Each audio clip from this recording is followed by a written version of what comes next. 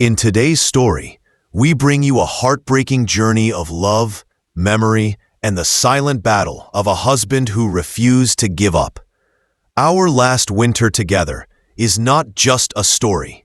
It's a reminder that true love survives even when memories fade. If emotional stories touch your heart, if you believe in love that fights till the end, then stay with us, because this story will stay in your heart for a long time. And before we begin, make sure to subscribe to Heartland Stories, the home of true, deep, emotional tales. The morning light was soft. It touched the kitchen table. It warmed a tiny golden mug. Michael watched Sarah move. She moved like a song. Simple, familiar, true. They had 12 years, 12 winters, 12 mornings of coffee and soft talk. She hummed while she poured. Steam curled up like a memory. Her hair fell across her shoulder. He wrapped his arms around her from behind. She leaned into him. "Another perfect morning," she whispered. "With you," he said, "and always will be." They had built a home from small things, a chipped plate from a road trip, a movie ticket taped to the wall, a lamp that glowed every night.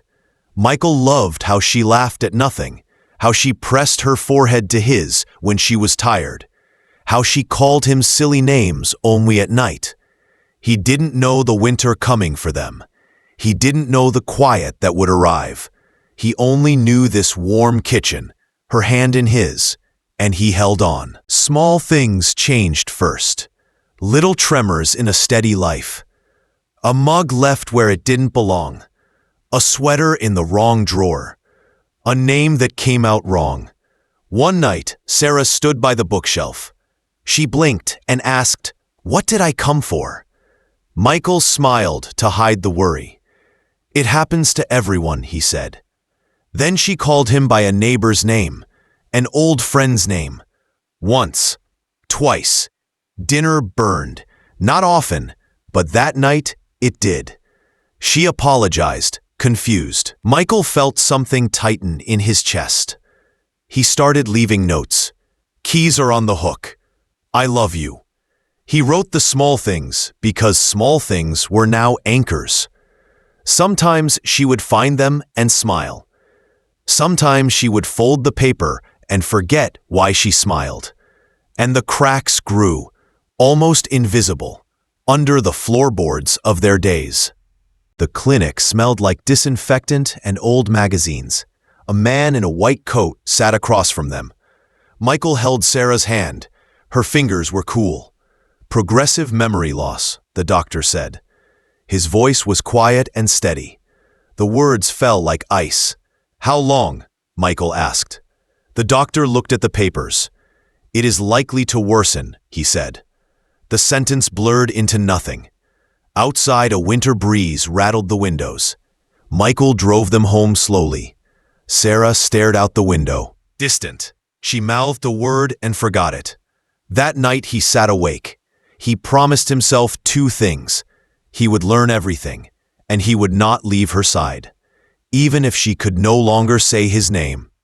Frost traced the windows like delicate maps. Michael stepped into the kitchen and saw Sarah standing still. She held a cup and looked at the room like a stranger. "This isn't my home, right?" she asked, voice small. Michael felt his chest sink. This was their home. Their photos lined the wall. Their laughter lived in every corner. He walked slowly to her. The floor creaked under the weight of years. "Sarah," he said gently, "we live here, together." She nodded, but her eyes kept searching. She ran her fingers along the back of a chair, as if touching someone else's memory. Michael sat down and took both her hands. They were cold from the morning. "You're safe," he told her. "You're safe with me." She looked at him, and for a moment the room felt heavy with silence. Then she pressed her forehead to his shoulder, and they both listened to the quiet. Winter settled deeper, and they learned to stay close in that quiet. The house was wrapped in snow and hush. Sarah sat by the fire, thumb tracing the armrest. She looked at Michael like a photograph she almost remembered. "Sir, do I know you?" she asked. The words stung. Not Michael, not love, just sir. Michael swallowed the hurt. "Of course," he lied softly. "You know me." She studied his face slowly, as if trying to press a memory into place. "It feels fuzzy," she said. "I can't see you clear." He remembered every morning he had seen her face first. He remembered the way she used to say his name. "I have," he whispered, "every day for 12 years. Tears gathered in her eyes. "I don't want to forget you," she said. He raised a hand, brushed her hair behind her ear. "I will remember for both of us," he promised. She leaned into him. For a moment, the house felt like the home it used to be. Fragile, precious, held together by a vow. Afternoon light spilled across the rug like memory falling into place. Sarah sat with a blanket over her knees. She looked at Michael with a small question in her eyes. "Can you tell me who we were?" she asked. "Not who am I, who were we?" He inhaled slowly. He let the story come out in small pieces. "We met in a bookstore," he began. "You dropped a book and I reached for it. You laughed when you saw me. I felt foolish and brave at the same time." She smiled faintly, as if the picture fit. "You loved rainy days," he said. "You drank coffee with too much sugar. You danced in the kitchen while we cooked." A soft laugh escaped her. "Was I a good wife?" she asked, voice thin. "You were the best thing in my life," he answered. "You are my life." She rested her head on his shoulder. He promised himself once again to tell the story, every day, every night, until the winter loosened its grip, or until his voice was the last thing she recognized. The night was colder than the rest. Snow was falling, slowly, as if the sky itself was losing strength. I was standing by the window, watching the snow, thinking about the way Sarah used to smile whenever winter arrived. She always said, "Winter makes the world honest." But now, she didn't even recognize the season. When I walked into her room, she was staring at the ceiling, quiet, lost, drifting inside a memory that no longer remembered her. I whispered softly, "Sarah, do you want to see the stars tonight?" She turned her face toward me, but her eyes were empty, not angry, not afraid, just blank, like she was searching my face for a name, a clue, a reason to trust me. And then she said the words that broke me again. "Are you my doctor?" I smiled, because crying never helped. "I'm Michael," I said slowly. "I'm your husband." She blinked, like the word husband was a stranger. Emily stood behind me, holding her sketchbook tight against her chest. She whispered, "Dad, maybe she'll remember if we take her outside." So we wrapped her in her old winter coat, the one she loved, the one she used to wear on every family trip. Outside, the world was silent, just snow and breath. I pointed at the sky. "Look, Sarah, the stars." She stared for a long time, and then, for just a second, her lips lifted, a tiny smile, a flicker of the woman I married. And she whispered, "Beautiful." For that 1 second, it felt like we got her back. Just for a heartbeat, just for a breath. And sometimes, that 1 second is enough to survive another day. The next morning, Emily came to me with something in her hands. A letter. Old, folded, written in Sarah's handwriting. "Dad, I found this in Mom's drawer," she said. "It has your name on it." My chest tightened. I opened it slowly, and the first line hit me like cold wind. Michael, if you're reading this, it means I'm beginning to forget. My hands shook. Sarah had written that letter years ago, before the illness stole her memories. She wrote, "Please don't blame yourself. It's not your fault if one day I look at you and see a stranger." I couldn't breathe. Emily placed her head on my shoulder. "Dad, Mom knew. She knew you would stay." The letter continued. "Take care of Emily. She needs you more than she needs my memories. And when I forget you, please don't forget me." Tears blurred the ink on the page. I folded the letter and pressed it against my chest. When I walked into Sarah's room, she was sleeping peacefully. How much of my world she carried. I sat beside her and whispered into the quiet, "I'm not going anywhere, Sarah. Not today, not tomorrow, not ever." Emily brought a wooden box into the living room. "Let's try something new," she said. "Maybe it will help Mom remember." Inside the box were pieces of our life: Sarah's favorite scarf, a photo of our first house, a seashell from our honeymoon, Emily's baby shoes, and a music box Sarah loved when Emily was born. We carried the box into Sarah's room. Sarah looked confused, as if the world around her was a puzzle with missing pieces. Emily sat beside her. "Mom, look," she said softly. The first item was the scarf, purple, woolen, Sarah's favorite.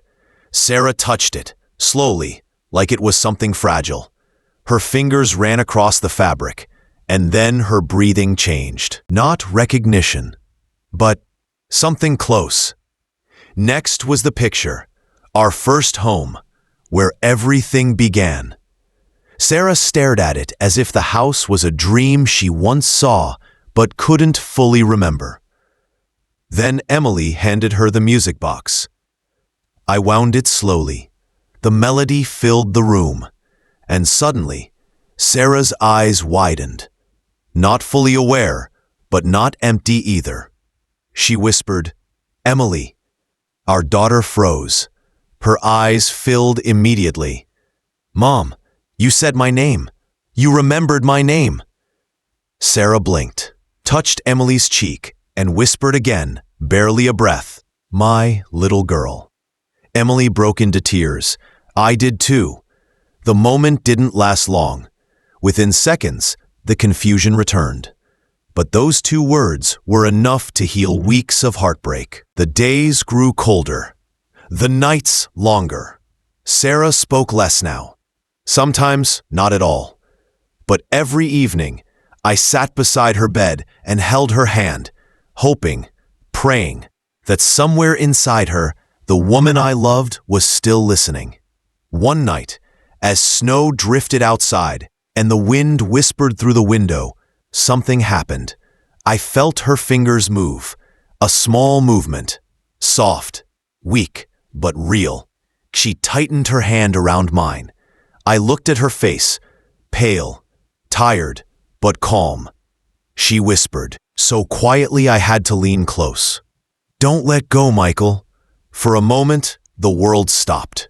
She remembered my name. After weeks of forgetting, she remembered.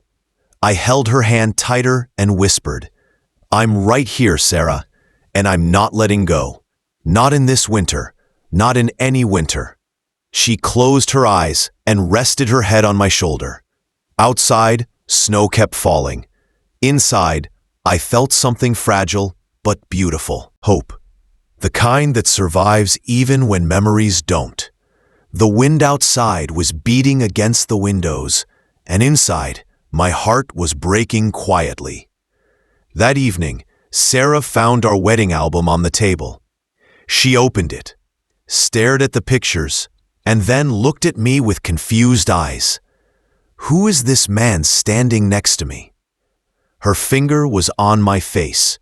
I felt the world stop. My voice trembled. That's me, Sarah. That's your husband. That's the day we promised to spend our lives together." Sarah blinked slowly, as if trying to force the memories back. "I'm sorry," she whispered. I don't remember being this happy. I sat beside her. I took her hand gently. You were happy. You made my life happy. And even if you forget these moments, I will remember them for both of us.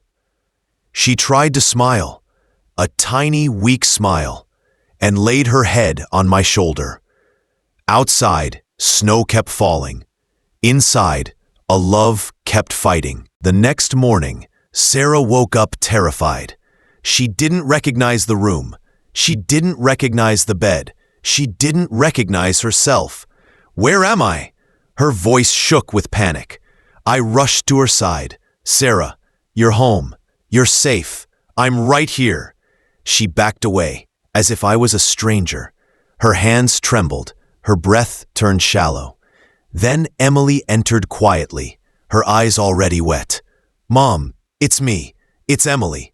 Sarah stared at her, searching her face, but the fear stayed. Emily knelt beside the bed. Mom, you taught me how to braid my hair. You sang me to sleep when I was little. Please, please remember. Sarah looked confused, lost, sad. She whispered, I feel like I should know you, but everything is dark. My heart cracked again. I held Sarah's hand carefully. We'll be your light, Sarah. Even if you can't see us, we'll guide you through every shadow. That afternoon, Sarah insisted she wanted fresh air. Her voice sounded unusually firm, so I drove her through the snowy streets, roads she once loved, places filled with our memories. But this time, she looked at everything as if seeing it for the first time.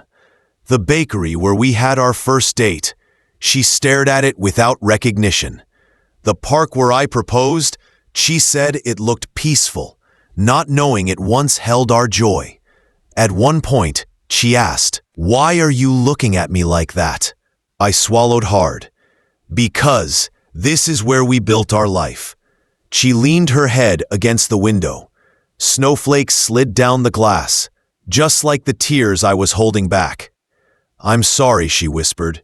I know you want me to remember, but I can't find the door to the past. I whispered back, then I'll hold the door open, Sarah, for as long as I live. And for a few seconds, she rested her hands softly on mine. A small touch, a small moment. But that night, I tried one last thing. I brought out the little wooden music box Sarah loved since childhood. She used to wind it every night. She said the melody felt like home. I wound it slowly. The soft notes filled the room, warm, gentle, full of history. Sarah looked up. For a moment, her eyes widened, as if something deep inside her shifted. She touched the music box. Her fingers trembled. I think I know this sound, she said. It feels familiar. My heart raced. Sarah, it's yours. Your father gave it to you. You kept it beside our bed for years. She closed her eyes. A single tear rolled down her cheek. I want to remember. I'm trying so hard, but the memories, they slip away before I can hold them. I pulled her gently into my arms. It's okay, I whispered. You don't have to fight alone. I'll remember for both of us. Every sound, every smile, every winter. And for a few quiet seconds, she held on to me as if seer. Around midnight, I heard her softly calling. I rushed to her side. Sarah was sitting up, looking confused but calmer. She stared at me. Her lips moved slowly. Me, M. She struggled, trying to pull a name from the fading corners of her mind. My breath froze. Sarah? Do you know me?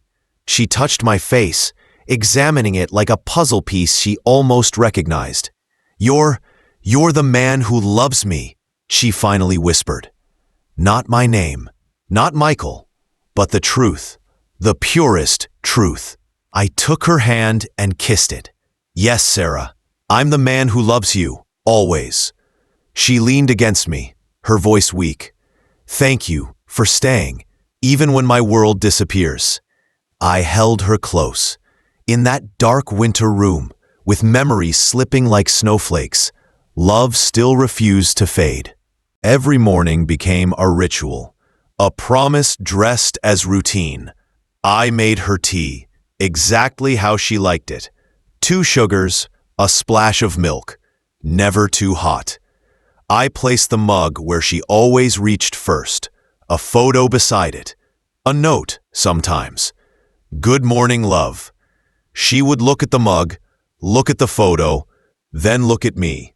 Sometimes she smiled, sometimes she didn't. One day she took the note.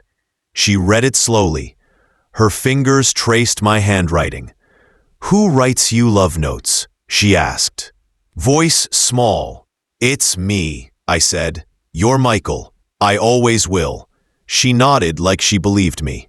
Then she said quietly, "I like your handwriting." It was such a small thing. But after months of losing words and faces, this small trust felt like a lifeline. I kept the routine, because memory may fade, but habit can hold a heart steady. Emily found an old photograph in the attic. It was faded at the edges, but the faces were clear. It was the day we planted the backyard tree. Sarah holding a small spade, dirt on her hands, a laugh caught in midair. We sat on the couch. I placed the photo in her lap. She studied it. She touched Sarah's face in the picture, then my face. This was so long ago," she murmured. Her voice had a hint of recognition. "You planted that tree," I said. "You said it would be our family's secret place." She blinked slowly. "And did the tree grow?" she asked. Emily smiled. "Yes, Mom, it's huge now." Something in her softened. A memory like a seed stirred. She squeezed the photo gently. "I remember. The dirt on my shoes," she said. "Your laugh. It was loud." I let her hold on to that moment, even if it was brief, even if the next hour took it away. Because sometimes a remembered detail is the key to more than a name. It's the key to a life lived. One night, after we had closed the music box and the lights were low, Sarah reached for my hand. She whispered something so soft I almost missed it. "Do you remember the red ribbon?" she asked. A red ribbon. A tiny thing, but I remembered. "It was from the town fair," I said. "You tied it in your hair after we won that silly prize." Her face lit, briefly. A small, bright moment in the dark. "Why do I love that ribbon?" she wondered aloud. "Was it because it stayed when everything else left?" I laughed quietly. "It stayed because you wore it with your stubborn heart." She smiled then, not because she knew my words were true, but because the shape of the memory fit inside her like a familiar coat. She sighed and closed her eyes. "For a second, I felt like me," she said. That night I learned something important. Memory isn't only names. It's feelings. Small things that hold a lifetime. I vowed to keep finding those small things and to give tea. There was a morning when Sarah insisted on cooking. She had the recipe card in her hand. Her handwriting wavered, but the words were there. Emily hovered, hopeful. I stood ready to help. She moved slowly, chopping carefully, humming a tune that trembled between recognition and guess. At one point, she laughed out loud. A genuine sound, full and bright. "What is that?" Emily asked. "She's laughing," I said, tears on my cheeks. Sarah turned to me. "You like the soup I make?" she asked, eyes searching. "It's my favorite," I answered. She paused, then said with a small, proud smile, "I always wanted to cook the soup that made you stay." My throat closed. I wanted to tell her everything, that she had already made me stay, years ago, 1,000 quiet mornings. But the moment needed no words. It needed only presence. So we ate her soup, slowly, with gratitude. It stayed warm in our mouths, and for a little while, The house felt like a home. Winter was almost over, but the cold in my chest remained. One evening, under dim light, Sarah looked directly at me. Her eyes were tired, but steady. "Promise me something," she said. My heart stopped. I leaned closer. "Promise, if I forget, don't ever make me feel guilty," she whispered. "Keep telling our stories. Keep loving me as if I never left." Tears filled my eyes. I took her hand. "I promise," I said. "Always. I will tell you our story. I will be your memory when yours fades. I will love you without conditions." She smiled, small and genuine. For a while, the room felt warm. Emily placed her head on my shoulder. We sat in silence, holding the promise like a fragile kindling. Outside, snow began to thaw, and inside, a quiet peace settled. Fragile, honest, true. That night, I realized love is not only remembering, it is staying. Even when the story slips away, even when names vanish, it is the promise to be there, and I kept mine. She said something small, a joke she once loved. It landed quiet between us. Emily smiled like the sun. Michael's chest loosened for a breath. Sarah laughed at the line. It was honest and bright. It filled the room for a moment. Her laugh did not last. The sound faded like distant bells. But it had happened. I held that laugh in my pocket, kept it like a secret blessing. We went to bed whispering the same silly line. That night I wrote it down, so tomorrow I can say it again, so memory could have another chance. Emily found another photograph, this one from the lake. We were younger, fresh hair, bright hands. She placed it in Sarah's lap. Sarah touched the corner. Her fingers trembled. "Did we go here?" she asked. Her voice was small. Michael nodded slowly. "Yes, we walked along the shore. You skipped stones." Sarah closed her eyes. A tiny light moved across her face. It wasn't full memory, but it was a thread. She whispered, "I think I felt the water." Emily squeezed her hand. Michael watched the small miracle. We set the photograph on the table, a marker in a long path back. It was late. The house was soft. A lamp left burning. Sarah reached for my hand.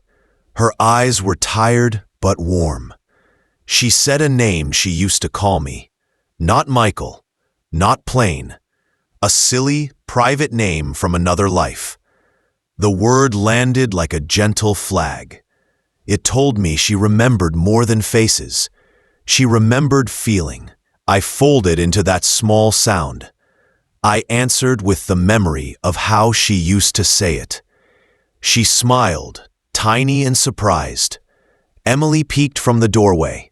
She mouthed, "Did you hear?" We all held the moment long. Some days unravel. This was one of them. Sarah began a sentence about the morning. She stopped midway. Her hands searched for the words. Emily tried to finish it for her. Michael stayed quiet. He let her breathe. Tears came slow and quiet. Sarah pressed her forehead to her palms. "I can't keep the thread," she whispered. Michael wrapped his arms around her. "I'll hold it for you," he said, "for as long as you need." They sat like that. The house hummed with small sounds. Outside, a soft wind tried to mend the world. Morning came again. It always does. We made the promise out loud. Not once, every day. "Tell me our story," Sarah asked. "Tell me who we were." Michael began as he always did. Small lines, simple pictures. He told the bookstore story. The coffee, the rain, the dance. Emily added little details. She reminded Sarah of the silly things, the nicknames, the burnt pancakes. Sarah listened, eyes wet. She smiled at the memories like a visitor at home. When he finished, Michael said again, "I promise, I will tell you every day. I will be your memory when yours fades." She nodded. They held each other close. Outside, snow melted in quiet drips. Inside, the promise warmed the room. The snow was thin that morning, soft, quiet. The kind of snow that doesn't fall, it settles. Michael wrapped a scarf around Sarah's neck. She blinked at him gently, unsure. But she let him help. They stepped outside together. Emily walked on Sarah's other side. Their footprints formed 3 slow paths. Sarah stopped near the old maple tree. She stared at its branches. "I've stood here before," she whispered. Michael smiled. "You loved this tree," he said softly. "You said it looked like it was praying." Sarah touched the bark. Her breath trembled. I think I remember saying that." Michael didn't move. He didn't speak. He just let the miracle breathe. That evening, Sarah sat at the dining table, paper in front of her, pen shaking in her hand. Emily watched from the doorway. Michael stood behind her quietly. Sarah wrote Michael's name, slowly, carefully. The letters uneven, but there. She tried to write more, a sentence, a thought, anything. Her hand froze, her eyes clouded. Tears filled the quiet places. "I forgot what I wanted to say." Her voice cracked. Michael knelt beside her. He kissed her hand. "You don't have to remember." He whispered, "Just feel it. I can read the rest." Sarah nodded, trembling. Emily came closer, wrapping her arm around her mother. On the paper remained only one line. "To Michael, love you." It was enough. More than enough. Emily played an old song, a soft love tune Sarah once adored. The melody floated through the living room, warm, gentle, familiar. Sarah looked up, her eyes softened. She tilted her head like she was listening to a memory. "This song," she whispered, "it feels like us." Michael sat beside her. He didn't interrupt. He let the music do the work. As the chorus came, Sarah's lips moved. Not words, just shapes. Ghosts of lyrics she once knew. She reached for Michael's hand, held it tight, didn't let go until the song ended. For a moment, she was here, fully, beautifully. Sarah stood in front of the hallway mirror, still, silent. She touched her face with trembling fingers. "That woman looks like me," she whispered, "but I don't know her." Michael's heart cracked a little. Emily swallowed her tears. He stepped behind Sarah, wrapped his arms gently around her shoulders. Their reflection now held 3 people. "That woman," Michael whispered, "is the bravest person I know. She's the love of my life. She's you, Sarah." Sarah leaned against him. Her breath shook. Her eyes filled. "I'm afraid I'll disappear," she said softly. Michael kissed her temple. "Then I'll hold on to every piece," he whispered, "and give them back to you, every single day." Snow fell heavier that night. Streetlights turned each flake into a tiny lantern. Michael and Sarah stood by the window. Emily sat on the couch, watching them quietly. Sarah whispered, "Why do you stay? When I forget, when I fade, when I break." Michael turned to her slowly. "As long as you're here," he said, "even a little, I will stay. I will fight the winter with you. Memory or no memory, you are my home." Sarah rested her head on his chest. Emily wrapped her arms around them both. Outside, the snow kept falling.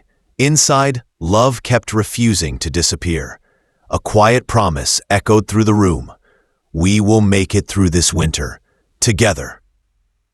Michael had been trying his best to rebuild a peaceful routine around Emily and Sarah, but a strange heaviness had silently settled over their home. Emily had become unusually quiet during dinners, pushing food around her plate without raising her eyes. Michael noticed everything: her stiff shoulders, her trembling fingers, her attempts to hide her silence behind a fake smile. He knew his daughter too well to ignore it. One evening, while Sarah cleaned up the dishes, Michael gently walked to Emily's room. He knocked softly. "Em, can I come in?" Her voice was barely audible. "Yeah, Dad." He stepped inside and found her sitting on the edge of her bed, hands tightly clasped. Michael sat beside her. "Talk to me. What's going on?" Emily hesitated, her lips parting, but no words came out. Tears slowly spilled down her cheeks. "Dad, I feel scared, like something bad is coming." Michael wrapped an arm around her before she broke down completely. "You're safe. Whatever happens, I'm right here." Downstairs, Sarah pressed a hand to her chest, overhearing Emily's cry through the hallway. The sound carved deep into her heart like an old wound reopening. That night, all three felt a storm was approaching, but none of them knew how strong it would be. Sarah spent the night sitting quietly by the living room window. Moonlight washed over her face, but inside she felt only darkness. Emily's sudden fear reminded Sarah of the days when her own trauma had nearly consumed her life. When Michael came down to check on her, she quickly wiped her tears. "Sarah, what's wrong?" "I don't know," she whispered. "It feels like we're slipping, like something's pulling our family apart again." Michael knelt in front of her. "Nothing is pulling us apart. Not this time. I won't let it." But Sarah's fears weren't about him. They were about herself. "Michael, what if I mess things up again? What if Emily is scared because of me?" Michael held her hands tightly. "Sarah, listen to me. You saved this family more times than you realize. Emily loves you. I love you. You are not the cause of her fear." Sarah's lips trembled as she leaned into his embrace. I don't want to lose her. I don't want to lose you." "You won't," he whispered into her hair. "Not again." But even he felt the uncertainty crawling underneath his skin. The next morning, Emily sat alone under the big oak tree in the backyard. Sarah watched her from the kitchen window, feeling helpless. Finally, she went out and sat beside her stepdaughter. "Emily, can you tell me what's bothering you, please?" Emily's eyes softened. "It's not you, Sarah. It's something I saw. Something I heard." Sarah stiffened. "What did you hear?" Emily swallowed hard. "I heard someone outside my window 2 nights ago. They said, 'I'm coming back.'" Sarah's blood ran cold. "Emily, are you sure? Did you see anyone?" Emily nodded. It was a man's voice, deep, angry. Sarah hugged her tightly, heart racing uncontrollably. Her mind jumped back to someone from her past, someone dangerous, someone who had once broken her life. Michael came running outside after seeing Sarah's panic. Emily repeated the same words to him. This time, Michael felt the earth shift beneath him. Someone was watching them. Someone was planning something, and Michael didn't sleep that night. He sat near Emily's door like a silent guard, listening for any sound outside the house. Every tick of the clock felt like a threat. By dawn, his fear had turned into rage. He confronted Sarah in the living room. "Sarah, you looked terrified when Emily told us about the voice. Tell me honestly, who could it be?" Sarah trembled. She had wanted to protect Michael, but she could no longer hide the truth. "There's someone from my past," she whispered. "Someone who once hurt me. Someone I escaped from." Michael's jaw clenched. "What's his name?" "Daniel." Michael's eyes darkened. "And Daniel knew about Emily? Knew about you being with me?" Sarah nodded weakly. Michael punched the wall, his knuckles splitting. "He won't come near my daughter. He won't come near you. I swear, Sarah, if he tries." Sarah grabbed his hand, tears flowing. "Please, don't do anything reckless." But Michael was already breaking inside. Nothing threatened his family. Not anymore. That evening, Sarah was cooking dinner when Emily suddenly ran into the kitchen, breathless. "Mom! Dad! There's someone outside!" Michael sprinted to the window, a shadow, tall, still, watching, then gone within a second. Emily clung to Sarah. "I told you, he's back!" Michael grabbed his jacket.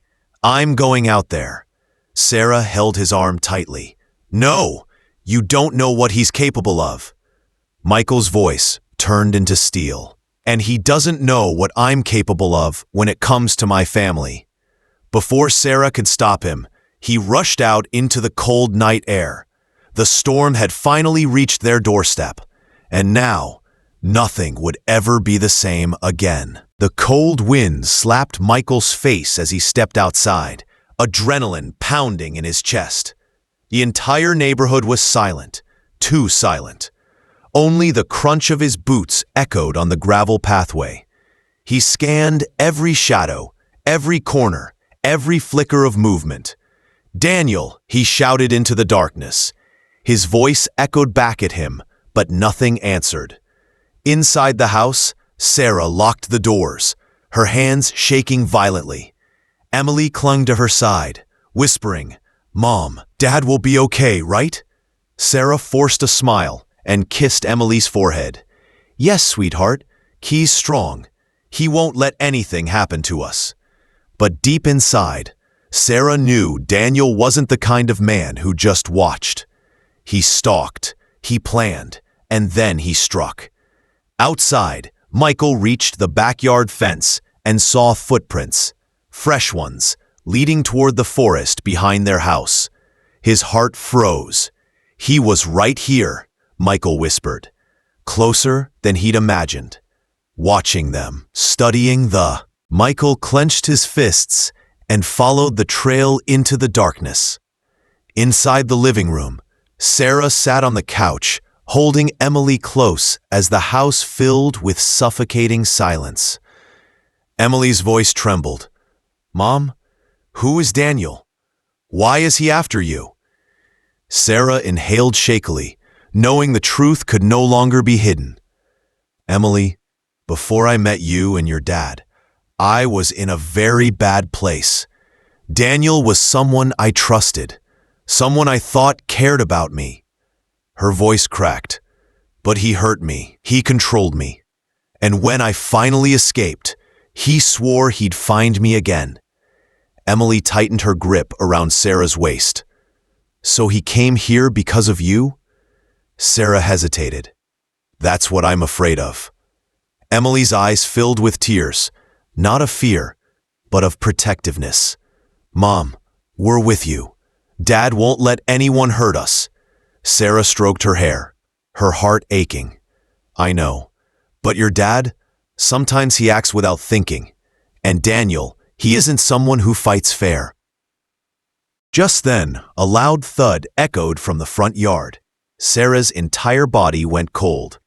Michael followed the footprints deep into the forest. Suddenly, they stopped near an old, broken shed. The door creaked open with the wind. Michael's breath grew heavy.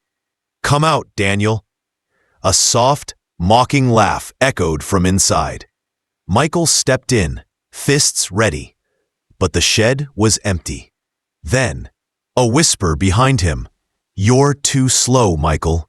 Michael spun around, but the darkness swallowed the voice. He didn't see anyone, but he felt Daniel's presence. His skin crawled, his muscles tensed. Daniel was close, closer than ever. But he wasn't ready to show himself. Not yet. Michael shouted into the trees, "If you ever come near my family again, I swear!" Daniel's distant laugh cut him off. "Oh, I already have, Michael.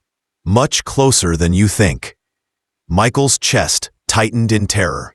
He ran back toward the house as fast as his legs could carry him. Sarah's heart nearly stopped at the sound of glass cracking. She pulled Emily behind her, hiding her under the dining table. Then, crash! The window shattered. Sarah gasped and grabbed the heavy metal candle stand, her hands trembling. Footsteps entered the living room. Slow, deliberate, taunting. Sarah, a deep voice whispered. I told you I'd find you. Emily covered her mouth, tears streaming silently. Sarah swallowed hard and stepped forward. Stay away from my daughter, Daniel chuckled in the shadows. I didn't come for her. I came for you. Before Sarah could react, Daniel lunged forward and grabbed her wrist. She screamed and struggled, the candle stand dropping loudly on the floor. Emily let out a cry. Mom! Daniel turned sharply. So that's the kid he replaced me with. Sarah fought with every ounce of strength she had. Let her go. Don't touch her. Suddenly, the front door burst open. Michael stormed in, breathless, eyes blazing with fury.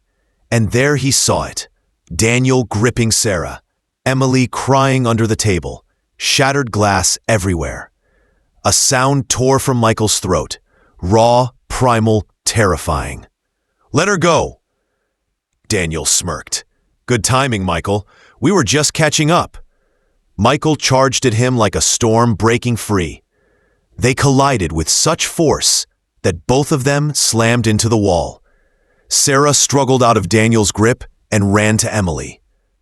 Baby, come here. She held her tightly, shielding her with her body. Michael punched Daniel again, hard, fueled by every fear he'd held inside for weeks. For coming near my daughter. Another punch. For touching Sarah. Another punch. For threatening my family. He raised his fist again, veins burning with rage. But Daniel, even beaten, laughed. This isn't over, Michael. Not even close. Police sirens wailed in the distance. Neighbors had heard the screams. Emily sobbed into Sarah. Sarah looked at Michael with trembling relief and fear. And for the first time, Michael realized this was only the beginning. Daniel wasn't done. And now that he had found them, the danger was only growing. Snow was falling again, the same way it had fallen the day our lives changed forever. Michael stood at the doorway, holding Sarah close as Emily hugged her mother tightly. Daniel's shadow was now gone, the storm inside their life finally settling, but the scars remained. Inside the warm glow of the living room, Sarah looked up at Michael, her eyes tired, fragile, trembling with the weight of everything she had lived through. Sarah, I want to remember peace again. Michael, I want to breathe. Michael held her hands gently, like holding something broken yet precious. Michael, you will. We both will. No more running, no more fear. We survived him, together. Emily sat beside Sarah, resting her head on her mother's arm. Emily, Mom, are we safe now? Sarah pulled her daughter into her chest, tears forming but not from fear, from relief. Sarah, yes, sweetheart, we're finally safe. The fireplace crackled. The winter wind softened outside. For the first time in months, their home felt like home again. Sarah leaned her head on Michael's shoulder, and for a moment, everything stood still. She wasn't the same woman anymore, but she was stronger. And Michael, he wasn't just a husband. He was her shield, her anchor, her last remaining light. Sarah took a deep breath and looked up at him. Sarah, thank you for never giving up on me, for keeping us alive.